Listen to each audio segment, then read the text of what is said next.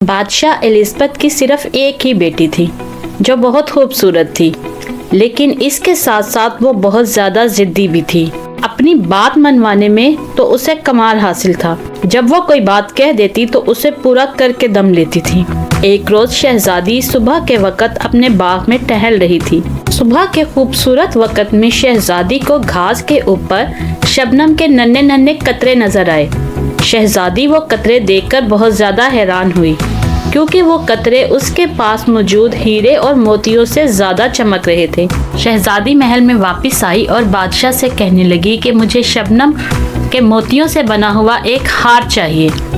बादशाह उसकी बात सुनकर मुस्कुरा दिया, लेकिन शहजादी जिद करने लगी कि उसे वही हार चाहिए।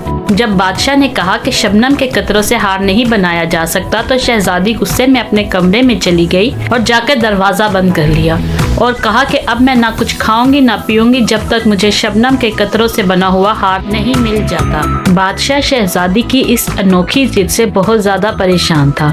आखिर उसने तमाम सुनारों को हुक्म भेजा कि 3 दिन के अंदर अंदर शबनम के कतरों से बना हुआ एक खूबसूरत हार शहजादी के लिए पेश किया जाए, वरना उन सुनारों को सख्त सजा दी जाएगी। तमाम सुनार परेशान हो गए, क्योंकि शबनम के कतरों से हार नहीं बनाया जा सकता था। आखिर उन सुनारों में एक अक्लमंद सुनार भी था।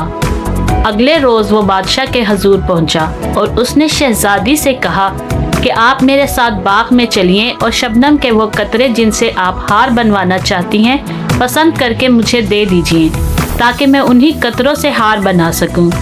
शहजादी सुनार की बात सुनकर खुश हो गई और उसके साथ बाग में चली आई, लेकिन जैसे ही वो किसी कतरे को छूती वो उसकी उंगलियों पर फिसल जाता।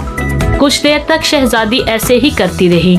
जब कोई भी कतरा उसके हाथ नहीं आया तो शहजादी को बड़ी शर्मिंदगी महसूस हुई। अब शहजादी को समझ आ चुका था कि शबनम से हार नहीं बनाया जा सकता।